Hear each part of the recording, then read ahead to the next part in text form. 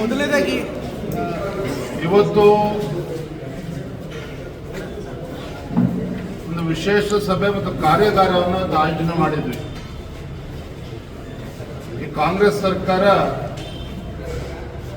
ಪ್ರತಿ ಬಜೆಟ್ನಲ್ಲೂ ಸಹ SCP TSP ಹಣವನ್ನು ನಿರಂತರವಾಗಿ ದುರ್ಬಳಕೆ ಮಾಡ್ಕೊಂಡು ಬರ್ತಾ ಇದೆ. ಕಳೆದ ಬಜೆಟ್ನಲ್ಲೂ ಸಹ ಸುಮಾರು 14-15 ಸಾವಿರ ಕೋಟಿ ರೂಪಾಯಿಗಳು ಏನು ರಾಜ್ಯದ ಪರಿಶಿಷ್ಟ ಜಾತಿ ಪರಿಶಿಷ್ಟ ಪಂಗಡಗಳ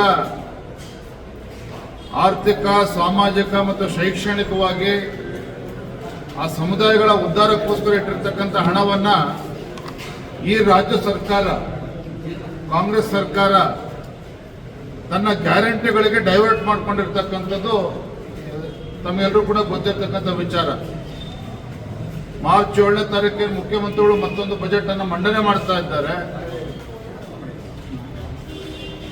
ಅಲ್ಲೂ ಕೂಡ ಸುಮಾರು 18-20 ಸಾವಿರ ಕೋಟಿ ಎಸ್ಸಿಪಿ ಟಿಎಸ್ಪಿ ಹಣವನ್ನ ಗ್ಯಾರಂಟಿಗಳಿಗೆ ಡೈವರ್ಟ್ ಮಾಡ್ಕೊಳ್ತಾರೆ. ಹಾಗಾಗಿ ಈ ವಿಚಾರವನ್ನು ಇಟ್ಕೊಂಡಿದ್ದು ನಾವು ಒಂದು ಕಾರ್ಯಾಗಾರವನ್ನು ಯೋಜನೆ ಮಾಡಿದ್ವಿ. ಮುಂದಿನ ದಿನಗಳಲ್ಲಿ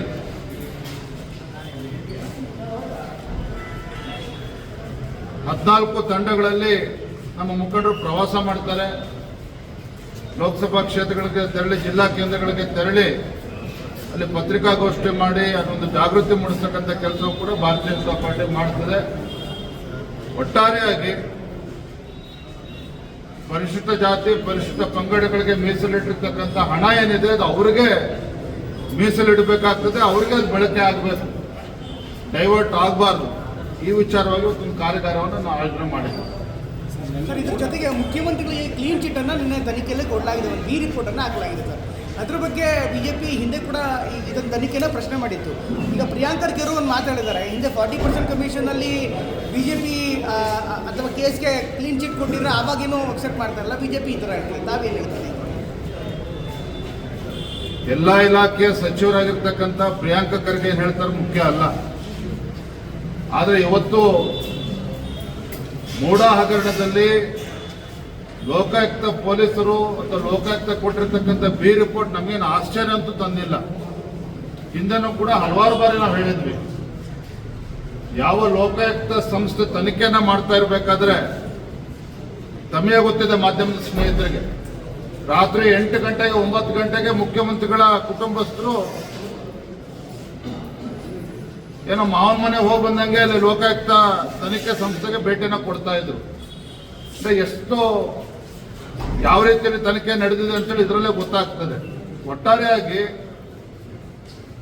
ಮೈಸೂರಿನ ಮೂಡಾ ಹಗರಣದಲ್ಲಿ ಸುಮಾರು 5,000 ಕೋಟಿ ಹಗರಣ ಏನಿತ್ತು, ಇದರಲ್ಲಿ ಕ್ಲೀನ್ ಚಿಟ್ ಸಿಕ್ಕಿರ್ತಕ್ಕಂಥದ್ದು ನಮಗೇನು ಆಶ್ಚರ್ಯ ತಂದುಕೊಟ್ಟಿಲ್ಲ. ಸ್ವತಃ ಮುಖ್ಯಮಂತ್ರಿಗಳು ಒಪ್ಕೊಂಡಿದ್ರು. ಏನ್ ಹೇಳಿದ್ರು? ಫಸ್ಟ್ ಸಿದ್ದರಾಮಯ್ಯನವರು ಏನ್ ಹೇಳಿದ್ರು? ಮೂಡಾದಲ್ಲಿ ಯಾವುದೇ ರೀತಿ ಹಗರಣ ಆಗಿಲ್ಲ, ತಮ್ಮ ಕುಟುಂಬಕ್ಕೆ ಯಾವುದೇ ರೀತಿ ಕಾನೂನು ಬಾಹಿರವಾಗಿ 14 ನಿವೇಶನಗಳು ಬಂದಿಲ್ಲ ಅಂತ ಸ್ವತಃ ಸಿದ್ದರಾಮಯ್ಯನವರೇ ಹೇಳಿದ್ರು. ಭಾರತೀಯ ಜನತಾ ಪಾರ್ಟಿ ಮತ್ತು JDS ಬೆಂಗಳೂರಿನಿಂದ ಮೈಸೂರು ಪಾದಯಾತ್ರೆಯನ್ನು ಕೂಡ ನಾವು ಮಾಡಿದ್ವಿ. ಸಿದ್ದರಾಮಯ್ಯನವರು ಒತ್ತಡಕ್ಕೆ ಮಣಿದು, ನಮ್ಮ ಹೋರಾಟದ ಮತ್ತು ಒತ್ತಡಕ್ಕೆ ಮಣಿದು 14 ನಿವೇಶನಗಳನ್ನ ರಾತ್ರೋರಾತ್ರಿ ನಾವು ಹಿಂದಿರುಗಿಸ್ತೇವೆ ಅಂತೇಳಿ ಮೂಡಕ್ಕೆ ಪತ್ರವನ್ನು ಕೂಡ ಬರೆದಿದ್ರು. ನನ್ನ ಪ್ರಶ್ನೆ ಇವತ್ತು, ಗೌರವಾನ್ವಿತ ಮುಖ್ಯಮಂತ್ರಿಗಳೇ, ತಾವಾಗಲೇ ತಮ್ಮ ಕುಟುಂಬಕ್ಕೆ ಇವತ್ತು ಅಕ್ರಮವಾಗಿ 14 ನಿವೇಶನಗಳು ಬಂದಿಲ್ಲ ಅಂತ ಹೇಳಿದ್ರೆ ಅದನ್ನು ಹಿಂದಿರುಗಿಸ್ತಕ್ಕಂಥ ಕೆಲಸ ನೀವು ಯಾಕೆ ಮಾಡಿದ್ರಿ? 14 ನಿವೇಶನಗಳನ್ನ ಹಿಂದಿರುಗಿಸ್ತಕ್ಕಂಥ ಕೆಲಸ ಯಾಕೆ ಮಾಡಿದ್ರಿ?